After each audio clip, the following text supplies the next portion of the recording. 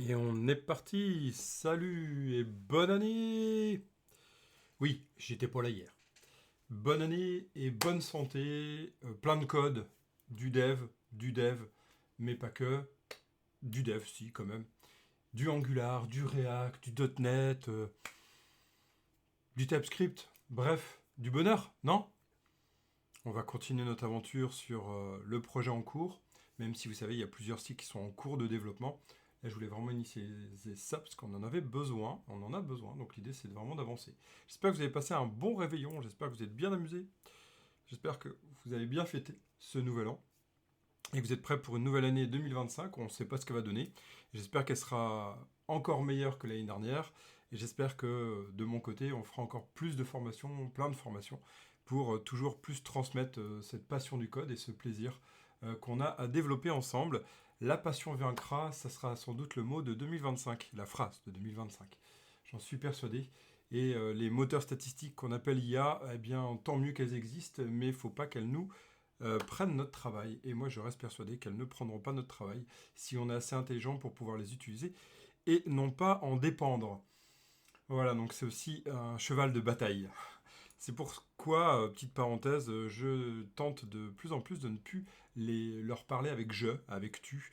Euh, J'essaie de vraiment faire comme si, et c'est ce que je cherche vraiment, qu'elle me génère de l'information, mais pas qu'elle me parle comme si c'était un humain, car pour moi l'humain est avant tout quelque chose d'important. Voilà, mais on en reparlera, hein, je ferai un épisode là-dessus, même plusieurs je pense, dans le podcast de Curiosity Academy. Allez, on va développer, on va avancer. Vous voyez que. Alors, je ne peux pas rester longtemps aujourd'hui, moins longtemps que la dernière fois. La dernière fois, on avait quand même réussi à tenir une heure ensemble, c'était cool. Là, je vais devoir partir un peu plus tôt, parce qu'en fait, j'ai mon projet de développement sur le site internet qui est prioritaire. Aussi, donc prioritaire d'être avec vous, mais aussi prioritaire d'être sur ce site-là. Et la reprise, c'est lundi après-midi où je forme en React. Je forme sur du React, on a encore 2 sessions. Et après, le lendemain, sur du TypeScript avancé. Donc, clairement, eh bien, il faut aussi trouver du temps. Alors, on va, vous le voyez, installer Bootstrap. Alors, on va installer Bootstrap avec Bootstrap, le NG Bootstrap. Et je pense que même si c'est pas obligatoire, on va s'amuser à faire du NGRX. Alors, pas du NGRX Signal, non, je vais faire du NGRX complet. J'ai vraiment envie de travailler là-dessus. Merci pour le j'aime à pas de démarrer, c'est super sympa. C'est cool. On va avancer là-dessus. C'est aussi à but didactique, hein. Même si ce projet il a vraiment un but d'exister, j'ai quand même envie d'aller là-dessus parce que je sens qu'il va prendre de la complexité et je sens qu'en fait il va avoir des intérêts en fait à travailler là-dessus. On n'est pas du tout obligé, on peut très bien s'en passer avec par exemple, simplement faire des behavior subject ou des signaux. Il y en a qui pensent que c'est bien le signal. Je tiens à rappeler que le signal c'est synchrone, alors que la partie RxJS, on va pouvoir travailler sur de l'asynchrone. C'est sûr qu'aujourd'hui on peut travailler quasiment sans RxJS, hein, avec les ressources, ou alors avec RxJS qui est couplé avec la partie vraiment signal, donc avec les ressources, mais c'est encore expérimental, donc on va y aller doucement, même si moi je vous ai dit je vais utiliser au max de tout ce qui existe dans Angular, même ce qui est encore expérimental. Merci pour le deuxième gel, c'est cool, merci des encouragements, ou en tout cas de marquer que ça vous plaît, et j'espère continuer avec vous. Alors c'est cool, on va avancer sur quoi? Eh, salut, salut. Merci pour la première fois sur Twitch, c'est cool. Bienvenue à toi. Et bonne année à toi et bonne année à tout le monde, les personnes qui arrivent juste maintenant. C'est cool. Alors on va installer Bootstrap. Alors bon, vous savez qu'il y en a plusieurs, hein. Si on tape un peu, on a Reddit, hein, qui a connu il y a un an. Which CSS framework would you choose and why? Eh bien c'est la question qu'on peut se poser, hein, c'est vrai. Et on va pour se dire, bah tiens, une première personne qui a eu 13 likes, qui, je la rejoins à peu près, hein. Il n'y a pas besoin de framework, hein. Aujourd'hui tu fais tout à l'arrache, quoi, scratch, pas à l'arrache. Et tu vas bien t'en sortir en fait, et ça va te sauver énormément de temps, c'est vrai. En plus, avec des moteurs statistiques comme ChatGPT et autres, clairement on peut y arriver quoi. Oui, vous avez remarqué, hein, j'ai vraiment abandonné cette idée d'IA parce que c'est pas du tout une IA. Et donc du coup ici on va aller chercher vraiment à peut-être utiliser ça et ça fait gagner du temps en fait. Bon, moi je me dis qu'il y a quand même des composants qui existent déjà, qui sont stabilisés aujourd'hui. Alors pourquoi pas utiliser? On va voir. Alors qu'est-ce qui ressort aussi dans des recherches qu'on peut trouver? Il y a des flex grid, hein, qui existent avec du SCSS et on va trouver aussi, alors je sais plus, je l'avais trouvé à un moment donné dedans, Prime. Voilà, PrimeNG. On peut aussi PrimeNG, hein, qui est connu, mais comme je disais, qui peut avoir des soucis de mise à jour. Donc de lenteur de mise à jour. Et en plus, pas mal de problèmes, hein. Donc ça, c'est à vous de voir. Il y en a plein. Vraiment, il y en a plein. À vous de voir. Moi, je vais vraiment partir sur l'idée de prendre un framework simple et après de le développer. Donc pour moi, Bootstrap répond très bien à ça. Alors vous avez vraiment, on peut aller plus loin, hein, mais moi, j'ai pas envie de dépenser de l'argent parce que c'est un projet quand même qui a vocation donc déjà à être open source et en plus a vocation à être un essai aussi, hein. Mais vous pouvez très bien aller là-dessus et partir sur du DevExpress. Voilà, et il y a des composants, hein. Voilà, ici, DevExtreme. Voilà, il y en a plusieurs, hein. Mais vous savez qu'avec DevExpress, on va payer, mais par contre, les outils peuvent être super puissants. Donc on verra à des moments donnés s'il n'y en a pas besoin, hein, comme tout ce qui va être tableau, mais même ça, franchement, tout ce qui est graphique, il y a tout ce qu'il faut aujourd'hui open source. Donc, je vois pas pourquoi s'embêter. Alors c'est sûr, hein, ça fait pas le café ce qu'on va choisir, mais pourquoi pas quoi. Voilà, il y a ça, et donc du coup, on va autrement dépendre de... Il y a Telerik aussi, hein, pour les personnes qui ont des entreprises qui sont prêtes à payer. Est-ce que c'est bien de le choisir? On a eu de belles discussions pendant des formations. Est-ce que c'est un intérêt de partir là-dessus? Oui et non. Moi, Telerik, j'ai des très très bons souvenirs et des très très très très très mauvais. Donc voilà, c'est un éditeur, donc son but c'est de faire quelque chose qui est bien. Mais quand on fouille un peu le code, des fois on trouve un peu des choses... c'était il y a un petit moment maintenant, mais des choses qui font un peu peur des fois, donc... voilà, on va plutôt essayer de s'en passer, même si aujourd'hui les composants sont intéressants, hein, il y en a plein, hein. Allez voir, partez là-dessus si vraiment vous avez besoin. C'est sûr qu'aujourd'hui, voilà, vous voyez, il supporte jQuery, bon, on s'en fout de jQuery maintenant. Angular, React Vue, c'est très bien, c'est très bien. D'ailleurs, on m'a posé la question, salut jeune homme ou vieil homme, je ne sais. En tout cas, homme, à toi, ou peut-être femme d'ailleurs, je ne sais. Salut à toi. Sur YouTube, c'est cool. Merci d'être présent. Et donc, ouais, il y a des personnes qui m'ont posé la question, mais Evan, pourquoi t'es parti sur Angular?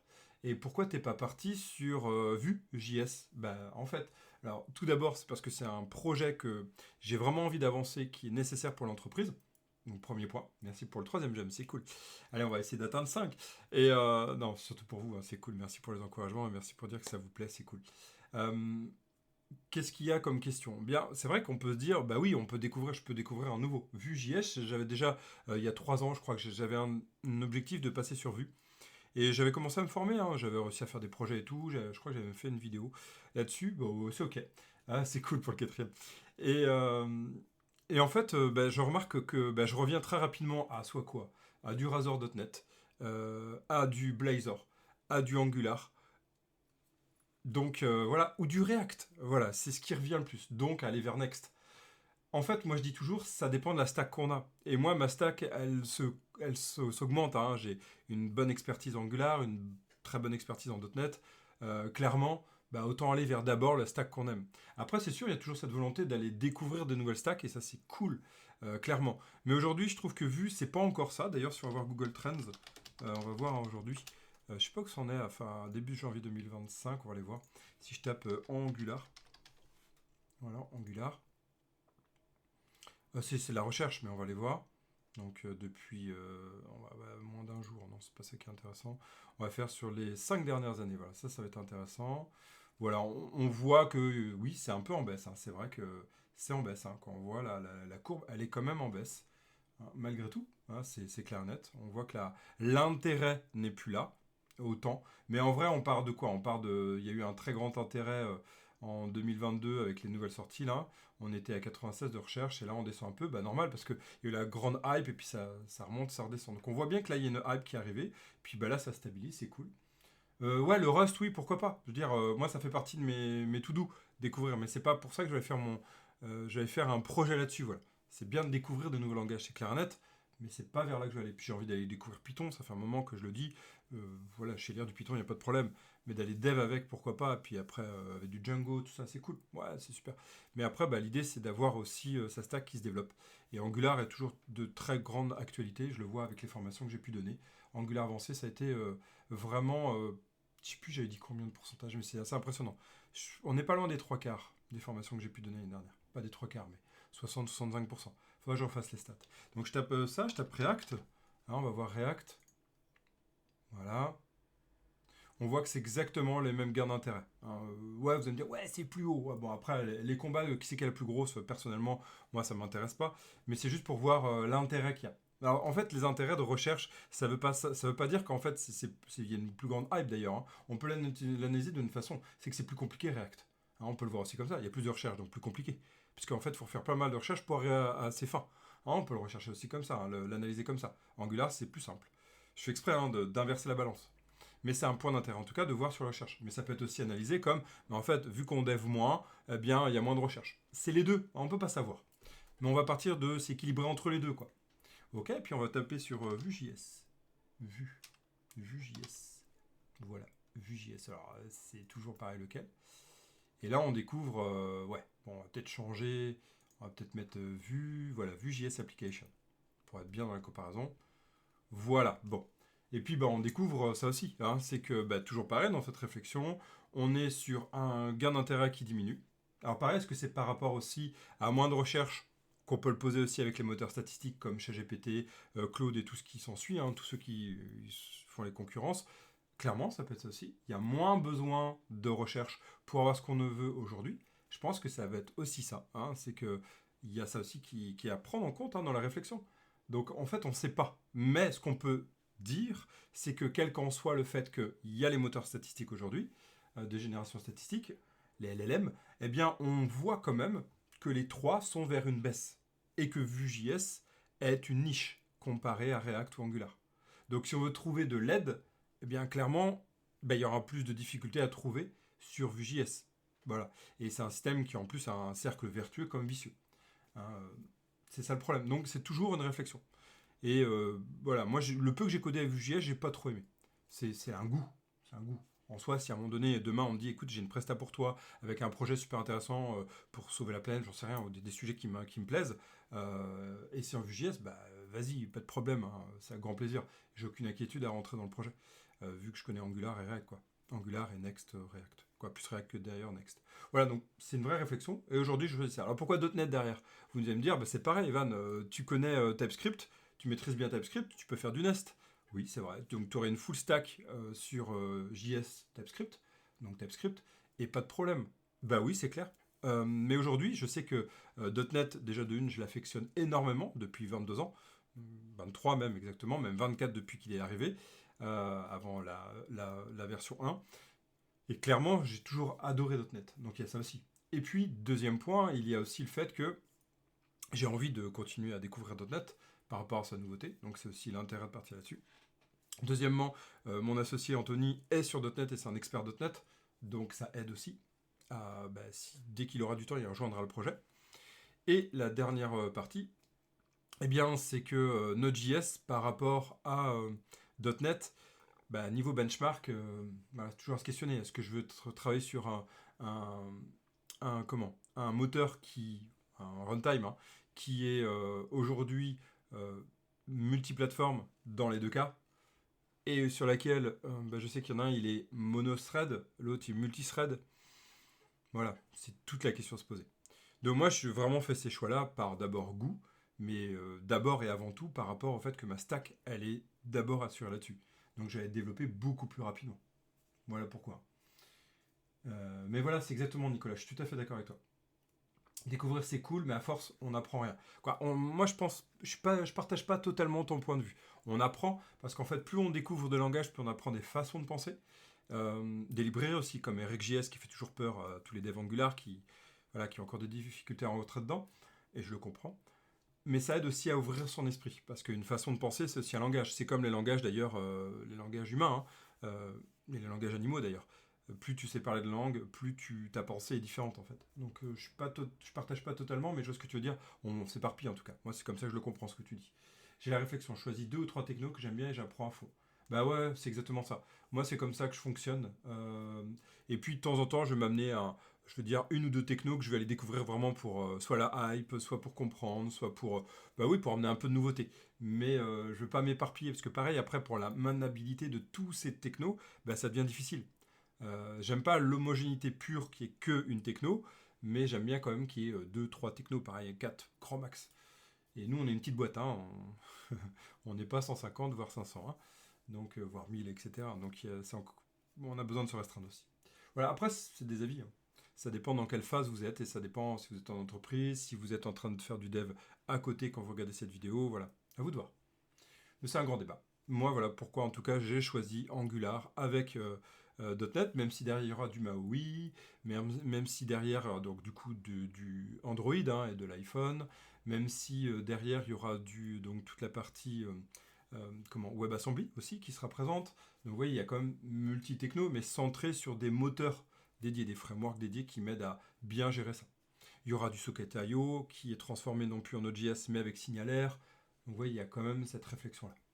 Pour avoir plusieurs technos. On va faire du RTC, du WebRTC, on va s'amuser un peu là-dessus aussi, hein, si on peut. Si on peut, donc c'est vraiment cette idée. Voilà, donc voilà sur la réflexion, je trouve que c'était en tout cas intéressant de répondre à cette question-là. Et puis après, avec plaisir d'écouter et de partager votre point de vue. Et puis même si on n'est pas d'accord, hein, tant mieux, je dirais. Hein, tant mieux. L'idée, c'est pas que j'ai raison, que vous ayez tort, ou l'inverse. Hein. C'est qu'on partage nos points de vue, comme Nicolas, tu viens de le faire, je t'en remercie. Mais en tout cas, ouais, c'est bien de découvrir aussi. C'est bien, donc moi ça fait partie de mes to-do, faire un petit peu de Rust et de Python, comme je disais, même si Python c'est vieux, hein, faire ça.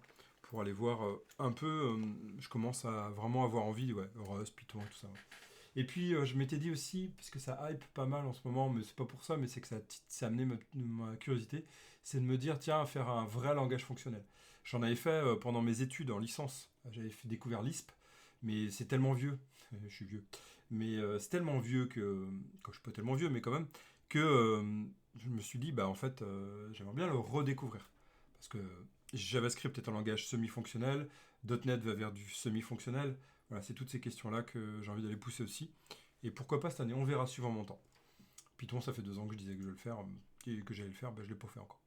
Voilà, bon. Et puis, ainsi de suite, hein, on peut chercher, tiens, si on prend Flutter, pourquoi pas Flutter. Tiens, on va comparer avec la hype de Flutter. Bon, on voit quand même que Flutter, tiens, c'est marrant, c'est à peu près pareil que Vue. Hein, voilà, si on prend Maui, on peut s'amuser, hein, je vais pas continuer.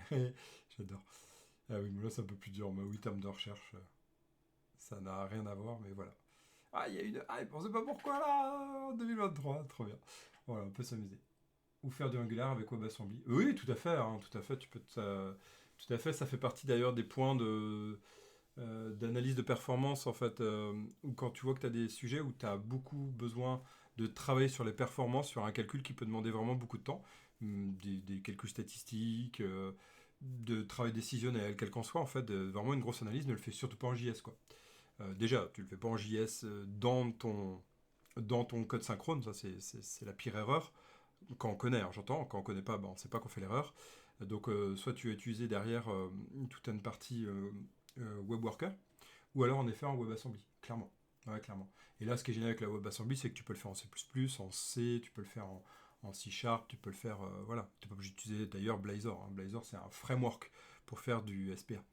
Donc, on peut le faire vraiment en WebAssembly. Clairement. Je suis d'accord avec toi, au numéro. Ok, on y va. Allez, c'est parti. Donc moi, je vais installer, c'était pour répondre à la question, moi je vais installer donc Bootstrap, pareil pour la réflexion. Alors ce qui est un peu embêtant avec Bootstrap, le NG Bootstrap, hein, c'est que la version 18 est en support 19. Hein. Donc ça fait bien mal au crâne à chaque fois, je trouve, hein, cette histoire où il y a un support et ils sont pas, je trouve, homogénéisés. Personnellement, je trouve que c'est dommageable. Vous voyez, en fait, ici, il y a la version... attention, l'équipe, hein, l'équipe de Bootstrap, NG Bootstrap, c'est génial le boulot que vous avez fait. Hein. Je suis pas en train de dire ça, je dis juste que pour le suivi, c'est quand même cool d'avoir quelque chose d'assez cohérent de mon point de vue, et c'est mon point de vue, sur les versions. J'ai travaillé avec des projets où les versions étaient comme ça décalées et c'était hyper compliqué à suivre. Là, vous voyez, ici, on a la 11 et la 12. Et on voit qu'il y a eu un effort à passer là.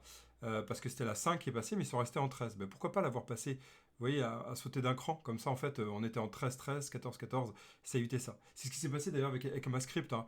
ES6 pour 2015, ES7 pour 2016. Ben, à un moment donné, ils ont arrêté ça. Hein. Ils ont dit, OK, même s'il y a encore les ES, on va dire ES 2000 l'année, quoi. Et comme ça évite de se prendre la tête. Ben, c'est cette idée-là, en fait, que moi je propose. Parce que là, donc, du coup, la 18, c'est pour 19. Angular 19. Ouais. Ok, ben on va l'installer. Hein, donc, du coup, ici, on a notre create merge request. Ok. Mais ça fait partie du dev, hein, d'ailleurs, toute notre réflexion qu'on a en ce moment, là, tous nos échanges, ça fait partie du dev. Hein. Pour moi, hein. Un dev, c'est pas qu'un pisseur de code, on le dit bien, on le réitère en 2024, 2025 maintenant. Clairement, aujourd'hui, avec les moteurs statistiques comme ChatGPT et autres, on est vraiment sur cette idée de réflexion, d'analyse, d'ingénierie, même si on n'est pas ingénieur de profession. Maintenant, d'ailleurs, qu'est-ce que ça veut dire tant qu'on a de la réflexion.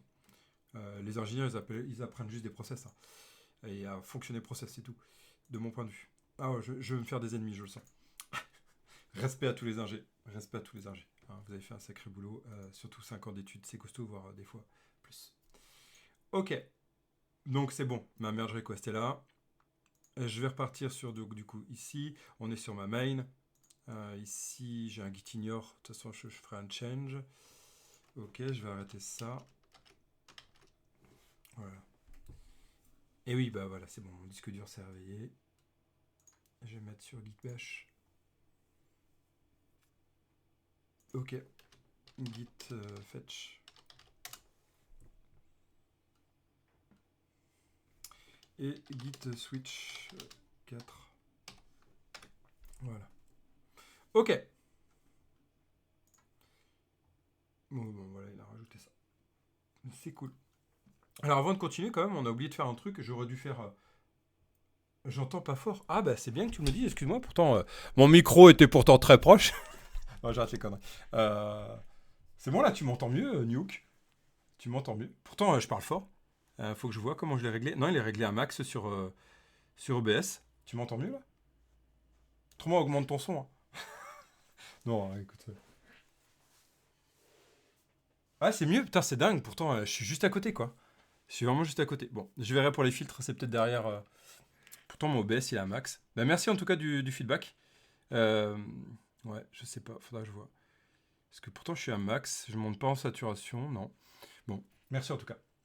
Bah, écoutez, c'est vous, hein, c'est vous les auditeurs. Donc, je me fie à vous.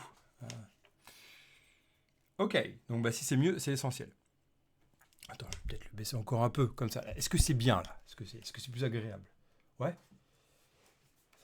Non, c'est bien là. Bon, bah ok, on va rester sur ça là. Putain, c'est fou, mon micro. Bon, soit, je vérifierai, je ferai les ajustements après.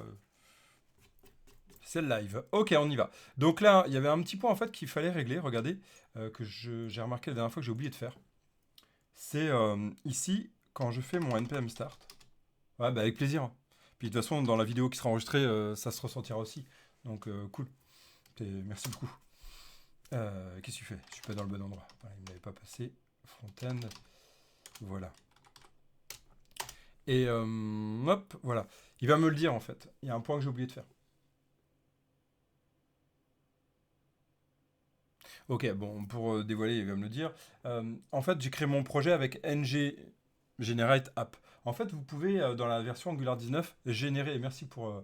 Ah, on a dépassé, c'est cool pour les lives, c'est top. Allez, on passe à 10. On passe à 10. Et donc, ils nous ont annoncé qu'on va pouvoir déclencher un ng-new de l'application avec un tiret zoneless. On peut, alors le terme je vais le retrouver, on peut en fait grâce à ça le lancer. Si on va sur le ng-new, on va aller voir la ng-new là ici. ng-new, voilà, on va aller voir la ng-new. Dans les options,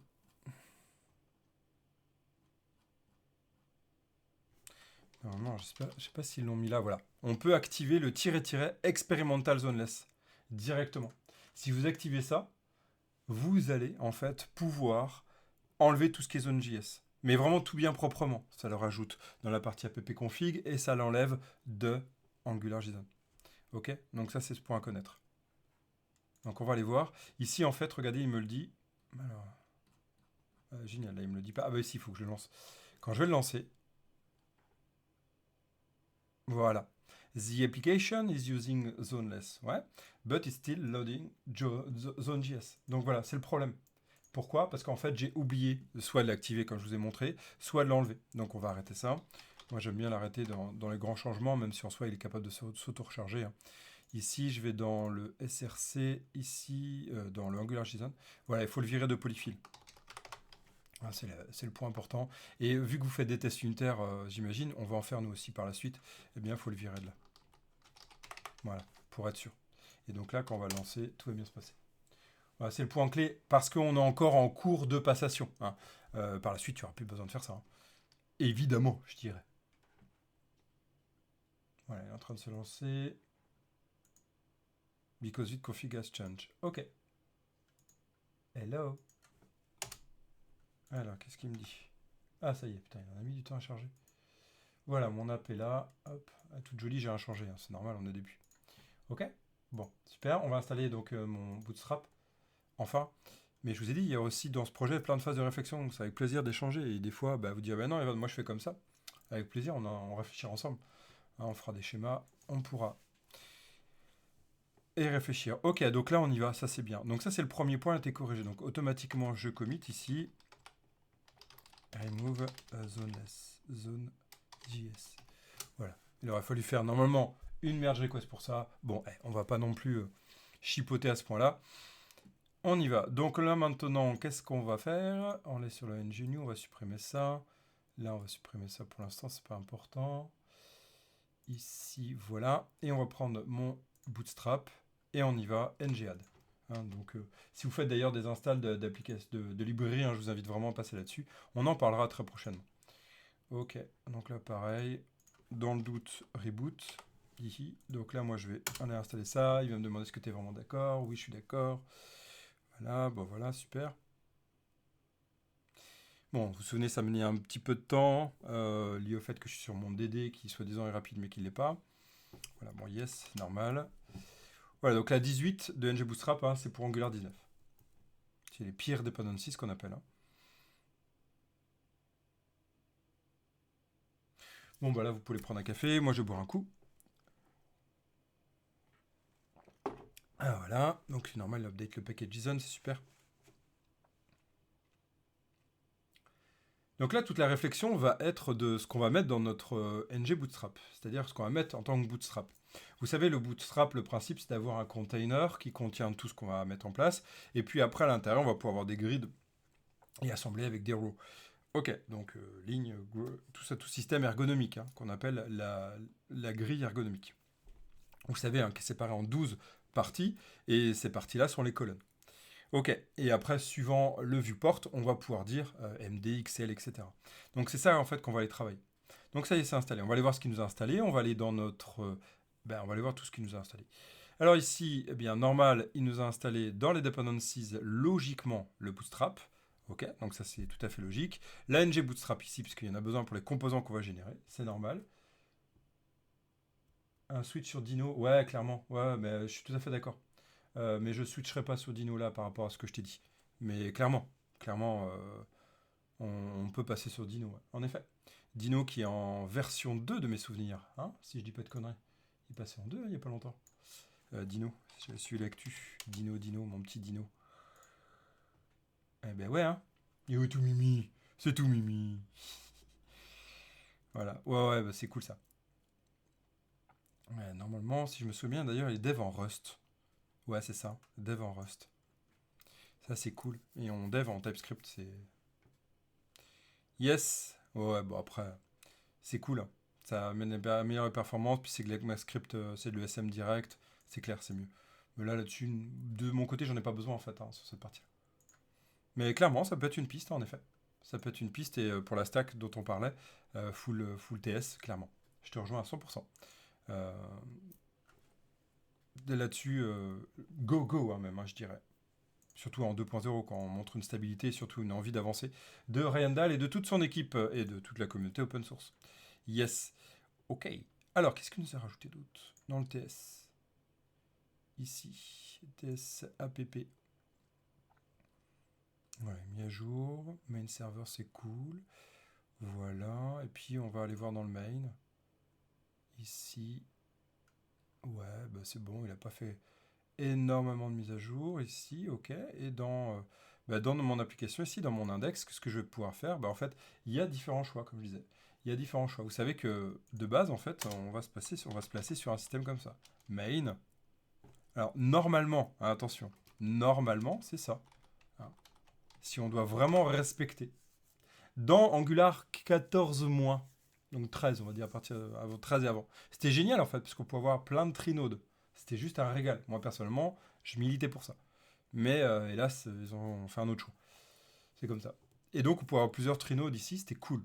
Cependant, là, on est bloqué. Trinode, j'entends tout ce qui est app-. Hein. Tout ce qui est reconnu par le Bootstrap module, app module. Mais il n'y a plus de module maintenant. Et donc, du coup, ici, maintenant, on n'a qu'un. Donc, en fait, si on met notre main là, c'est super du point de vue CSS. Le CSS est déjà généré.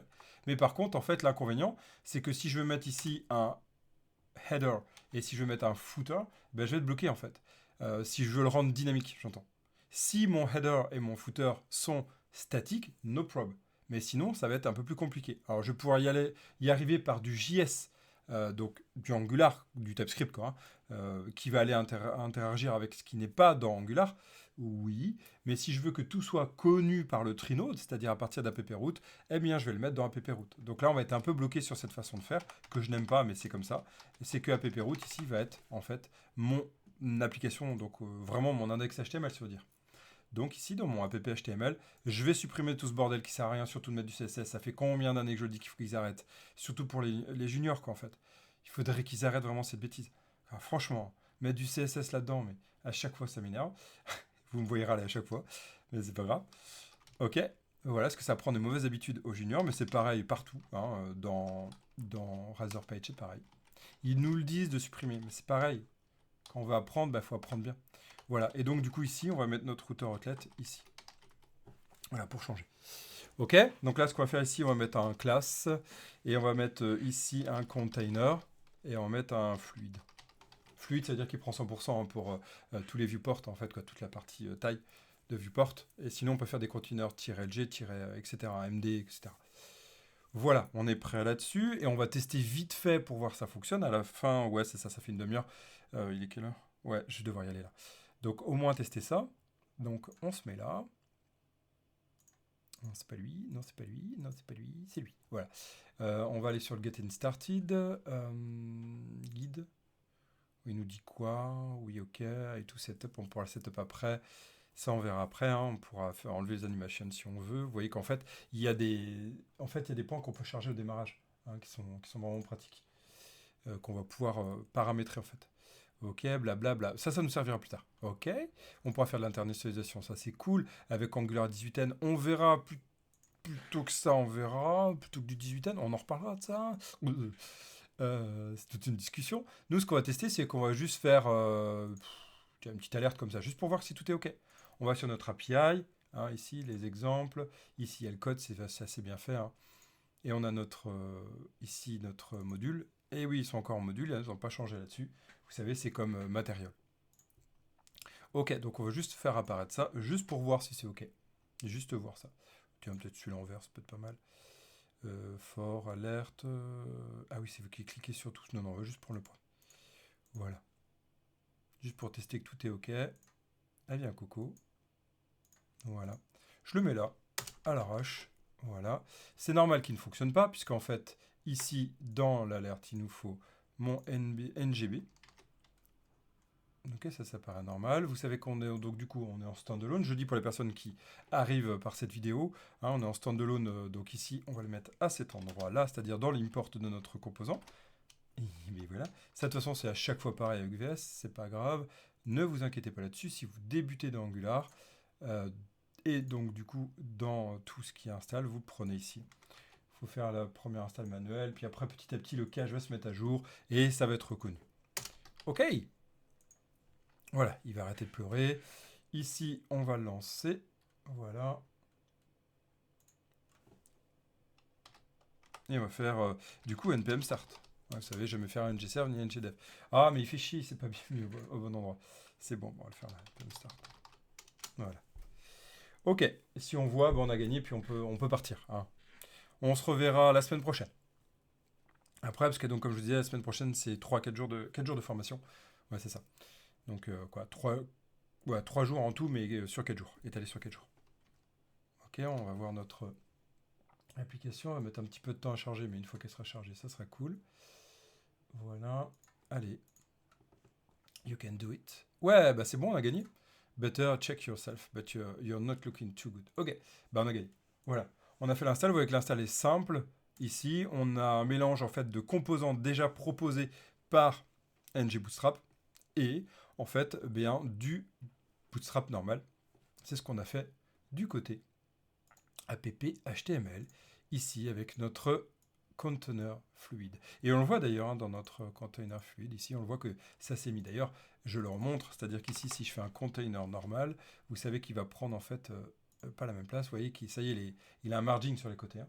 Un margin d'ailleurs que si je fais F12, et il est capable ici, si je me mets là, vous voyez, de s'auto-centrer suivant la taille hein, de mon viewport. Ok. Voilà, moi je veux le fluide pour avoir mon style d'application que j'ai prévu. Voilà, on a fini pour aujourd'hui. C'est cool d'avoir été présent avec vous. Je voulais arriver là, reparler de Zone.js, discuter sur les choix technologiques et techniques, parler de tout ce qu'on peut faire aujourd'hui. Maintenant, de toute façon, c'est un jeu de 52 voire 150 000 possibilités qu'on a. Non, j'exagère, mais au moins une centaine de possibilités à chaque fois qu'on fait un projet. Donc, l'idée, c'est de quoi choisir et comment choisir. Et voilà, je vous ai donné quelques billes de réflexion. Puis si vous n'êtes pas d'accord, laissez-moi un com. Si vous êtes d'accord, laissez-moi un com. Partagez, c'est avec grand plaisir. Très bientôt, je vais lancer en fait un Google Form pour toutes les personnes qui vont vouloir vraiment être interviewées. Venez sur le Discord de la Curious Academy, vous êtes les bienvenus. Hein. C'est gratos, et l'idée c'est de partager, c'est pas de faire de la pub. Je ne vends rien, il n'y a rien d'obligatoire. Je vends rien d'obligatoire en fait. Hein. Vous venez, c'est gratos, et puis quand je parle de mes formations, vous n'êtes pas obligé d'aller les voir, à part bien sûr celles sur YouTube. Et autrement, donc du coup, vous allez pouvoir aussi échanger avec nous et répondre voilà, à ce formulaire. Comme je disais dans la dernière vidéo, l'idée c'est de proposer à des devs, à vous, en fait, d'être interviewés. Un interview vraiment le plus cool possible. Hein. Il n'y a rien de solennel, il n'y a rien de faut venir avec la cravate, tout ça, rien. Alors surtout pas, hein, surtout pas. Vous avez vu comment je suis habillé. Non, on y va cool, l'idée c'est de partager entre devs. Au début on fera du one-to-one, puis après l'idée c'est pourquoi pas faire du 2, 3, 4 personnes à discuter ensemble sur les choix techno, mais vraiment l'idée c'est de partager ensemble. C'est comment tu vis aujourd'hui. Donc et voilà, il y a plein de formats, plein d'idées qui vont arriver. Et vous êtes aussi acteur, actrice de ces interviews qui vont arriver. Vraiment, l'idée, c'est d'amener toujours 2 points centraux, la curiosité et la passion. Merci pour le 7e j'aime, c'est cool, ravi que ça vous ait plu cette session.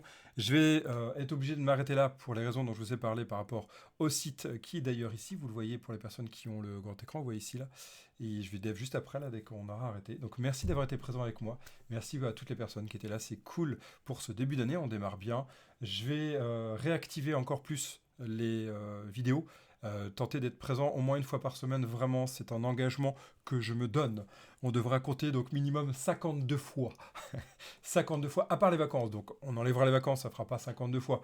Hein, je vais partir à peu près un mois et demi. Mais on va dire au moins 45 fois présent, sûr et certain.